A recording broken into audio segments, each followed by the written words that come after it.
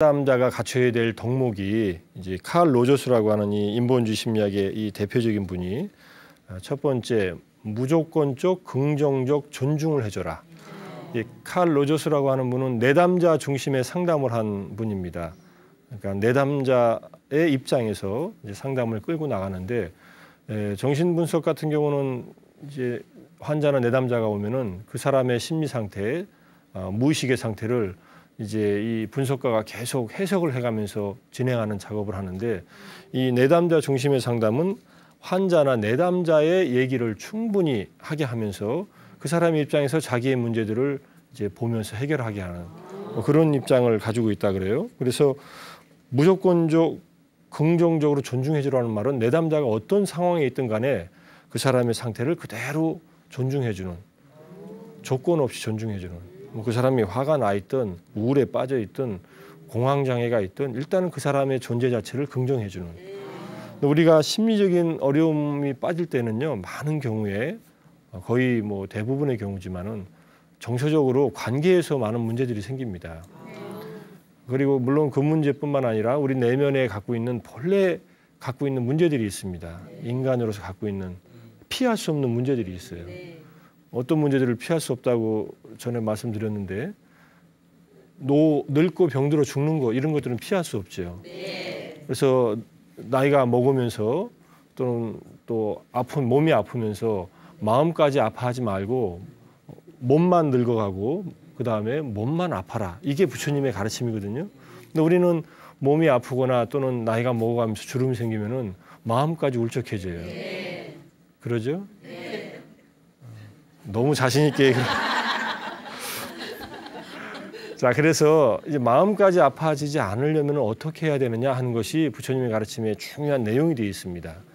근데 여기서 지금 그 내담자들이 어떤 문제를 가지고 정서적인 문제, 관계의 문제에서 특히 가족 관계의 문제가 상당히 심각하게 상처를 주는 경우가 많고 또는 어떤 타자가 나에게 손해를 끼쳤을 때 아니면 나의 마음에 상처를 줬을 때 내가 믿는 어떤 친구가 나를 아주 인간적으로 배신했을 때 그렇게 오랫동안 믿어왔는데 그 사람도 그 사람의 입장이 있었겠지만 어쨌든 나에게 큰 상처를 주었을 때 우리는 심리적인 큰 그 트라우마라고 하는 그런 어떤 아주 극복하기 어려운 상처를 받습니다. 그렇게 계속 그 안에서 그걸 되풀이하면서 살아갑니다. 그죠? 그걸 빨리 극복할 수 있으면은 굉장히 현명한 사람인데 왜냐하면 과거에 있었던 일이 지금 현재에 그때 생각해서 기분이 나쁜 것을 지금 끌어올려서 또 기분 나빠할 필요 없이 그때는 내가 기분 나빠했지. 내가 그 사람을 너무 믿었다가 아니면 그 사람의 잘못된 면을 내가 그대로 그냥 인정했다가 내가 너무 큰 상처를 받았지 하고서 내려놔야 되는데 지나간 과거가 내려놔지질 않는 거예요. 이게 우리의 장애가 돼 있는 겁니다. 그렇죠? 굉장히 그거는 뭐 하나의 장애지만은 어떤 그런 장애들을 가지고 있는 사람이 온다 할지라도 그 사람은 그 사람으로서 온전한 완전한 하나의 한 명의 인간이다. 근데 누가 내가 막 괴로워하고 힘들어하는데 나를 그대로 만약 인정해 준다 하면은 마음이 어떻겠어요? 조금 나아지겠죠. 근데 내가 짜증내고 내가 힘들어서 남에게 짜증내고 또 슬퍼서 그냥 혼자서 방에 처박혀가지고 그냥 나오지도 않고 밥도 안 하고 뭐 청소도 안 하고 일도 안 나가고 그러고 있으면은 나도 힘들지만 주변 사람들도 그걸 봐주기 어렵겠죠. 그렇죠? 그런 경우가 오면은 근데 그런 사람이 왔을 때에도 그 사람의 상태를 그대로 조건 없이 긍정적으로 이제 인정을 해주고 존중을 해준다.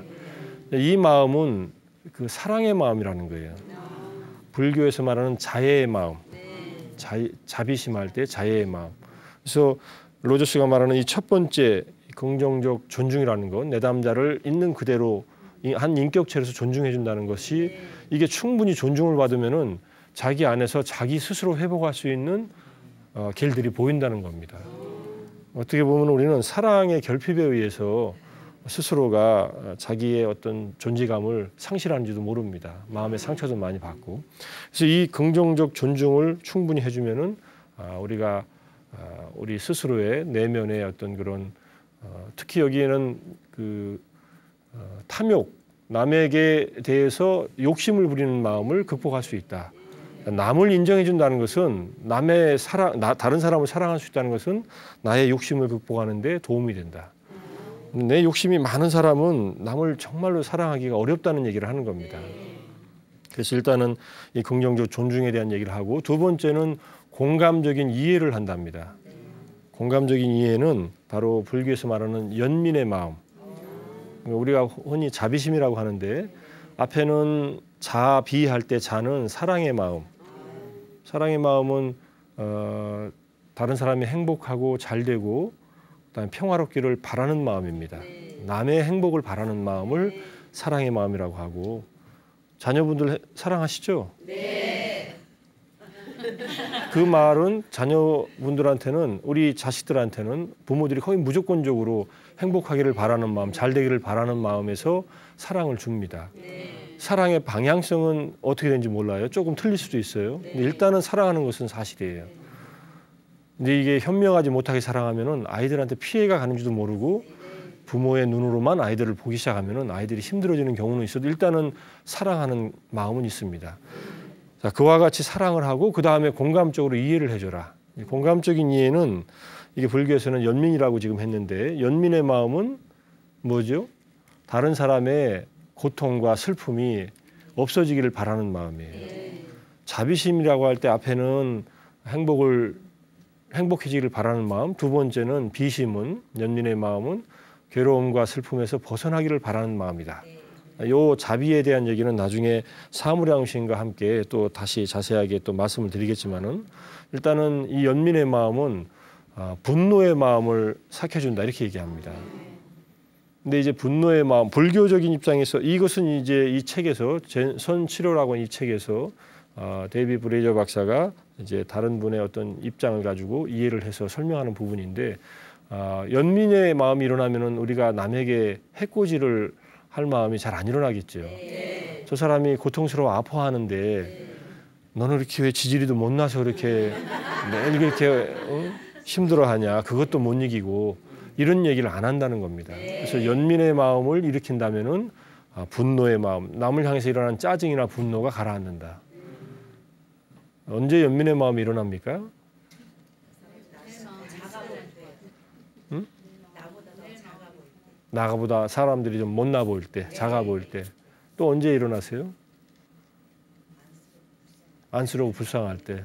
안쓰럽고 불쌍하면 연민의 마음이 일어나죠.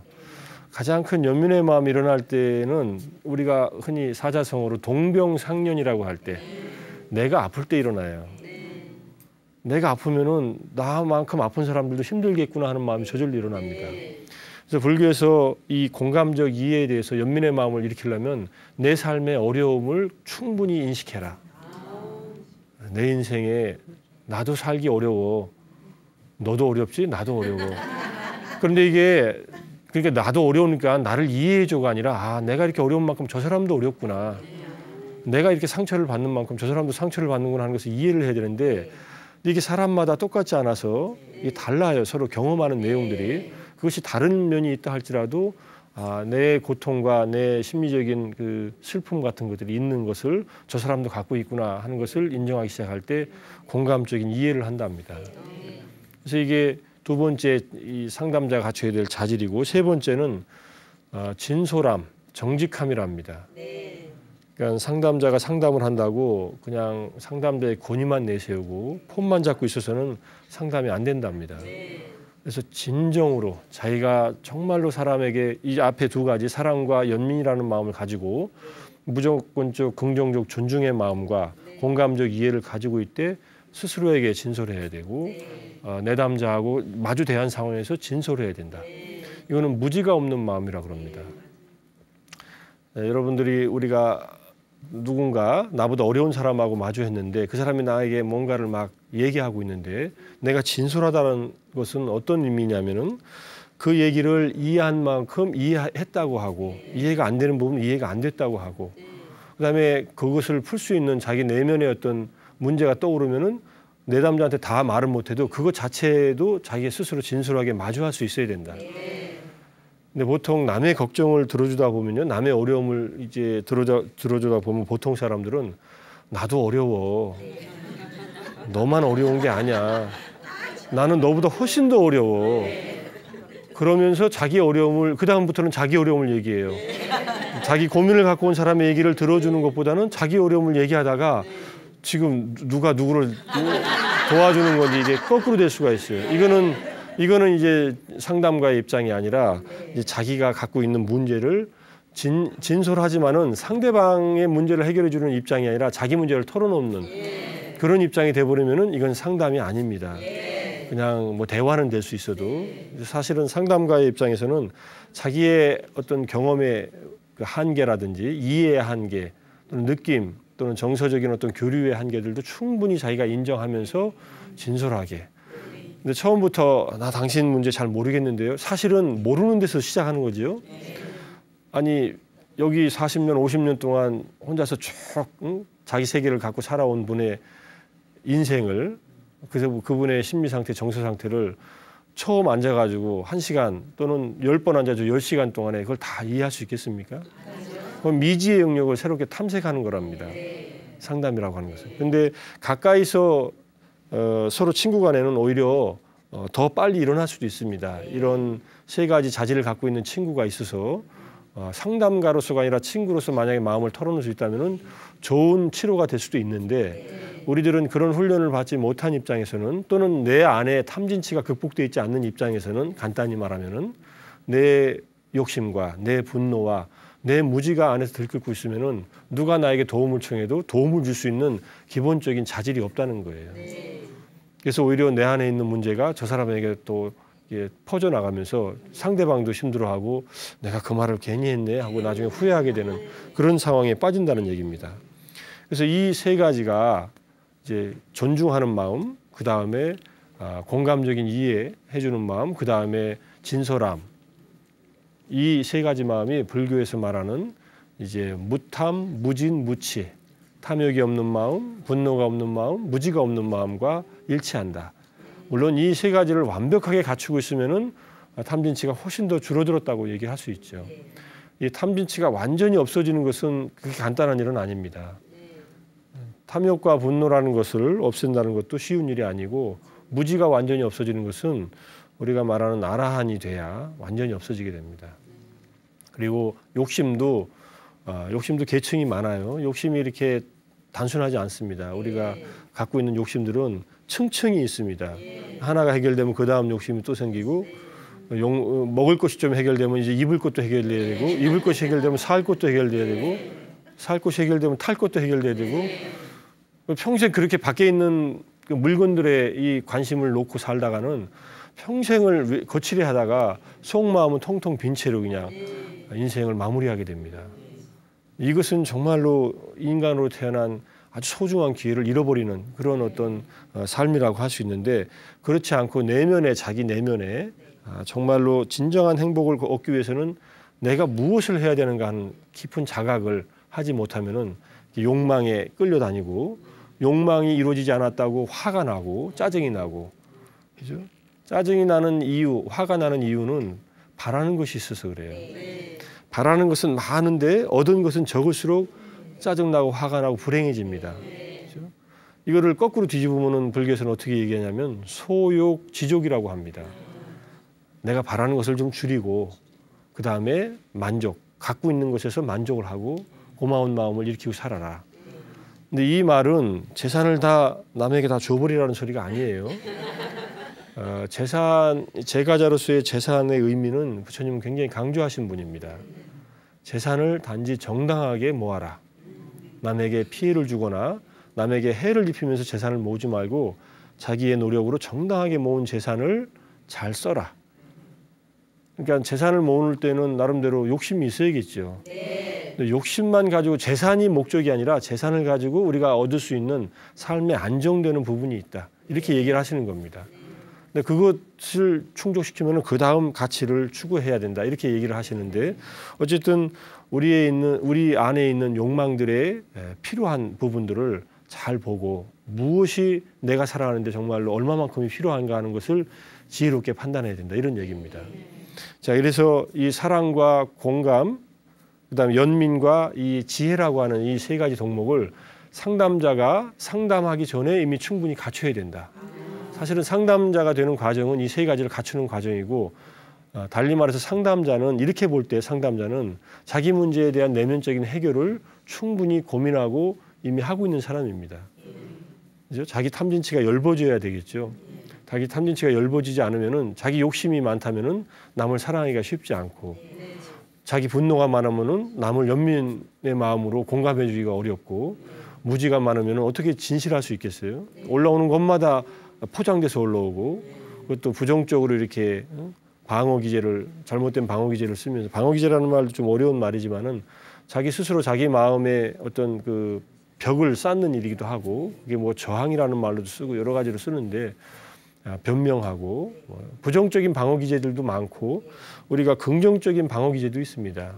내가 성숙하는 데 필요한 방어 기제, 또는 내가 가지고 있는 어떤 특성을 잘 드러낼 수 있는 방어 기제들도 있습니다.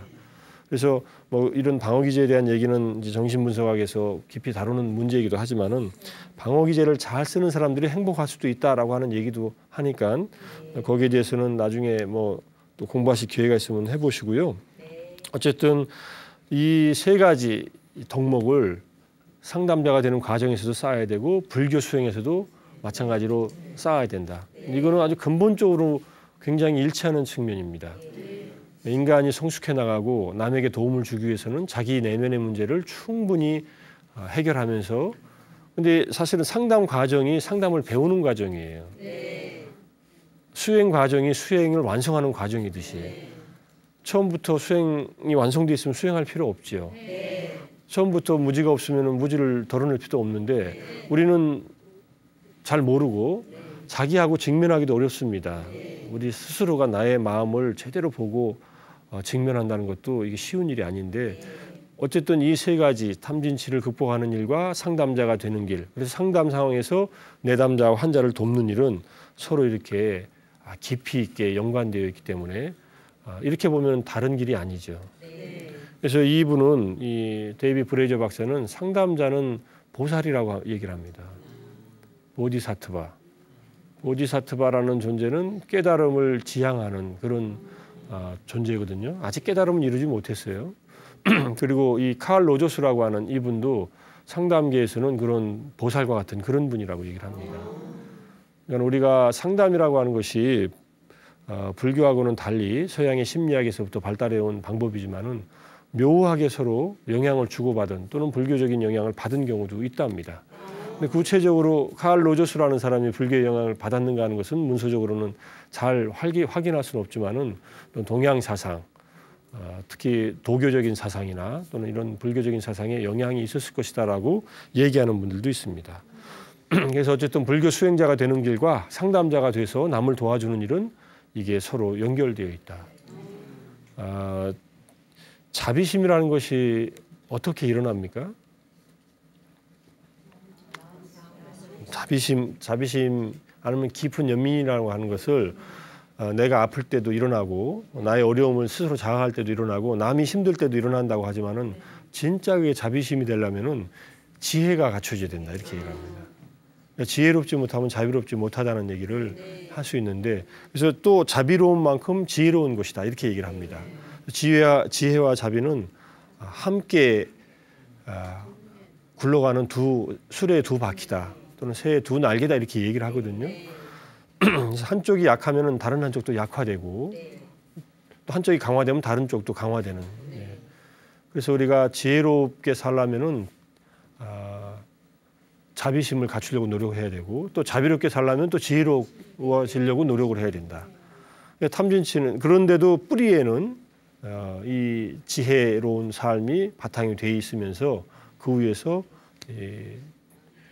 자비심을 같이 갖춰 나갈 때, 이게 수행자로서의 삶과 또는 남에게 도움을 주는 상담가로서, 보살로서의 상담가를 역할을, 또는 그러한 삶을 제대로 살 수 있는 그러한 자질을 갖추게 된다, 이런 얘기입니다.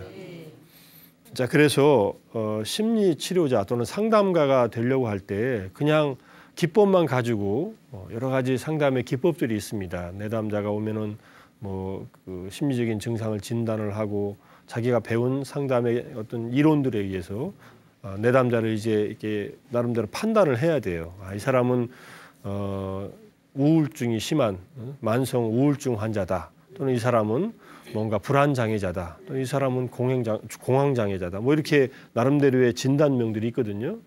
진단명이 뭐 서양에서는 너무 많이 발달해 있어가지고 정신장애 그 진단 그 편람이라고 하는 책이 DSM이라는 책이 있는데 그것을 배우기 때문에 이상적인 심리 상태에 대해서 배우기 때문에 그런 것들을 배우고 각각의 정신 분석의 어떤 이론적 실천적인 입장에 따른 어떤 기법들을 익히고 또 행동주의의 기법도 익히고 또 인본주의의 기법들도 익히는데 문제는 그것만 배워가지고 돈을 벌려는 수단으로 상담을 하는 것은 위험하다 이렇게 얘기를 합니다. 그죠? 만약에 돈벌이의 수단으로서 상담을 하게 되면 이렇게 보이는 거예요. 쉽게 말하면은. 전에 제가 어디서 의사 선생님을 만났더니 이분이 병원을 운영하는 병원 원장이면서 의사 선생님이세요. 그래서 누가 들어오면은 저 사람은 얼마짜리인가 이렇게 보인대요. 아, 저 사람이 어디가 아파서 어떻게 치료해 주면 좋을까라고 보이는 게 아니라 이거는 의사 선생님이 한 말이에요. 사실 그렇게 보일 수도 있겠죠. 병원 직원들 월급도 줘야 되는데 환자들이 와가지고 이 사람에게 어느 정도 내가 돈을 받아낼 수 있는가 이렇게 계산을 할 수 있겠죠. 이러면은 이제 환자에게 정말로 필요하고 적절한 치료를 해주기보다는 그냥 여러 가지 안 해도 되는 검사들을 한다든지 또는 이 병원에서는 잘 못 고치는 것도 무리하게 수술을 한다든지 뭐 이런 일을 할 수가 있겠죠. 뭐 그렇게 비양심적인 의사들만 있다는 것은 아니겠지만은 만약에 상담자도 이런 입장에서 돈벌이 수단으로서 상담이라는 상황을 쓴다면은 이게 쉽지 않을 것이다. 해로움을 끼칠 것이다 이렇게 얘기를 합니다. 이거는 이제 그 부처님 법에서도 부처님께서 제자들한테 법의 상속자가 돼야지 재산의 상속자가 되지 말라. 이게 출가한 스님들 이제 비구 비구니 스님들 제자들한테 한 얘기입니다. 절집에 들어오면은 일단은 뭐가 해결돼요? 우리에게 기본적인 생계가 해결됩니다. 옷이 해결되고 먹는 것이 해결돼요. 그다음에 사는 곳이 해결돼요. 의식주가 해결되고 그다음에 기본적인 치료 약도 제공받습니다. 근데 이것을 위해서 출가하지 말라는 거예요. 이것은 아주 기초적인 작은 것으로 만족을 하고 정말로 수행을 해서 자기의 내면의 번뇌를 다 없애려고 하는 그런 공부를 해야지 재산을 목적으로 해서 내 제자가 되지 말라. 근데 이 얘기를 왜 하셨겠어요? 그런 분들이 있었겠죠. 그때도 부처님 당시 때도 지금도 이거는 어쩔 수 없습니다. 사람이 자기의 갖고 있는 이 욕망과 분노, 욕망은 무지의 깊이에 따라서 욕망이 나타나기 때문에 무지한 이상은 그런 욕망들이 생길 수밖에 없습니다. 그래서 그런 것들을 잘 살피면서 내려놓으면서 진정한 내면의 그 선법을 닦아야 된다. 뭐 그런 얘기로서 이해하시면 되고요. 그 다음에 심리치료자는 삶에 대한 검증 과정에서 자기의 자만심을 내려놓는 법을 배워서 나라고 하는 생각입니다. 자만심은 이건 사실은 아란이 되어 없어져요. 무지가 완전히 없어져야 자만심이 없어집니다. 나라는 생각이 있다 해서 너무 자기를 공격할 필요는 없다 이런 얘기예요. 그냥 나는 이런 사람이다. 나는 아직은 이만하다. 이런 것을 일단은 인정할 줄도 알아야 된다는 얘기인데 근데 자만심을 내려놓지 못하면은 계속 내담자에게 자기의 입장만을 계속 강요하는 자기의 해석, 자기의 가치 판단을 자기한테 두고서 계속 하게 되는 그런 잘못을 범하게 된다는 그런 겁니다. 이거는 이제 무조건적 긍정적 존중에서 벗어나게 되는 어떤 그런 상황이 일어나요. 상대방을 사랑하지 못하고 나의 사랑을 주입하는 거예요. 근데 이거는 효과적이지 않아요. 결국은 부모님들이 자녀분들을 사랑할 때도 너는 내 자식이야. 내가 널 사랑해야지. 네가 그러니까 내가 너를 위해서 내가 고민을 하고 이렇게 고생을 하는데 왜 내 말을 안 들어? 하고서 무조건적인 내가 부모라고 하는 자만심에 빠져 있거나 암만심이 있으면 그런 생각에 빠져서 자식들의 입장에서 삶을 보는 시각을 놓쳐버립니다.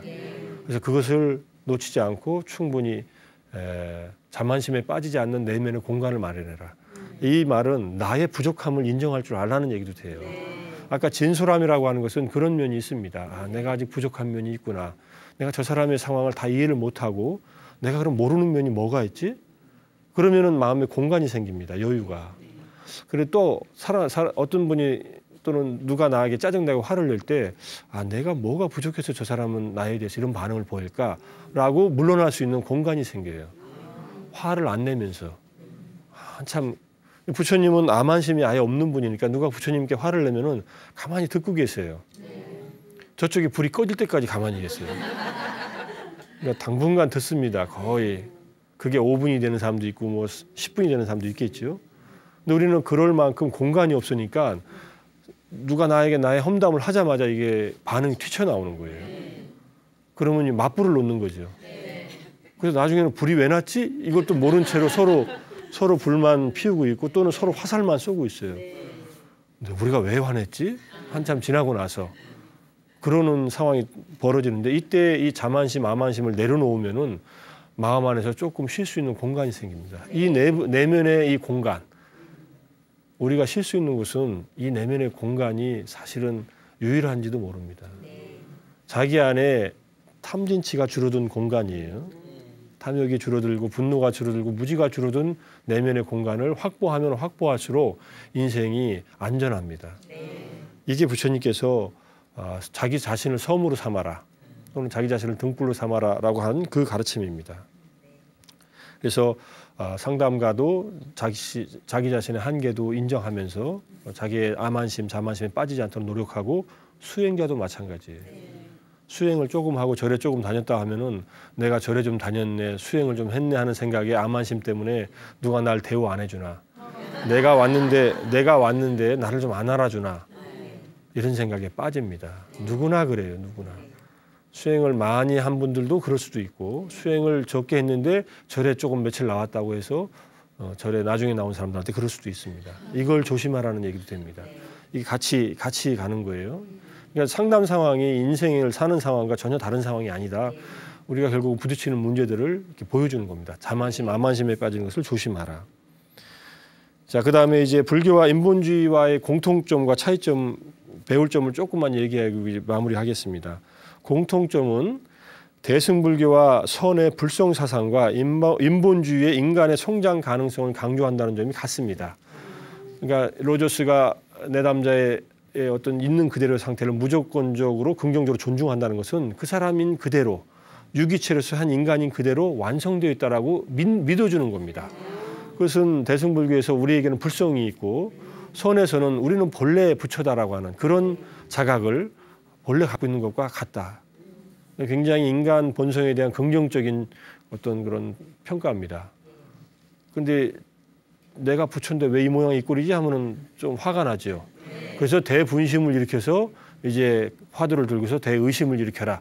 뭐 이게 이제 화두선을 하는 세 가지 요체이지만은 근본적으로 자기 자신의 부처와 내가 동일하다는 그런 마음을 믿는 정신과 인본주의의 인간 본성에 대한 그런 성장 가능성을 강조하는 것은 공통점이 있다. 이렇게 얘기를 하고요. 그다음에 불교에서는 선불교에서는 인간 중심주의적인 사고 방식을 많이 내려놓습니다. 선은 생태적인 그다음에 우리 자연 환경과 조화롭게 사는 것을 강조하는데 인본주의는 그것이 좀 부족하다는 면을 얘기를 합니다. 인간 중심적인 사고를 잘못하다가는 인간만이 가장 존중하다 이런 생각을 하게 되면은 자연 세계나 이런 것에 대한 배려가 적을 수도 있기 때문에 그건 불교에서 배워야 될 점이다 이렇게 얘기를 하고요. 그다음에 선에서 말하는 이제 화두라고 하는 것은 이분이 개와 그다음에 여러 가지 심리 치료와 개를 선불교는 합치시킨 것이다. 그러니까는 심리 치료에 가면은 당신 윤리적으로 이렇게 사세요 저렇게 사세요라는 얘기를 안 하는데 불교 내면에는 윤리적인 삶의 방식까지도 가르친다.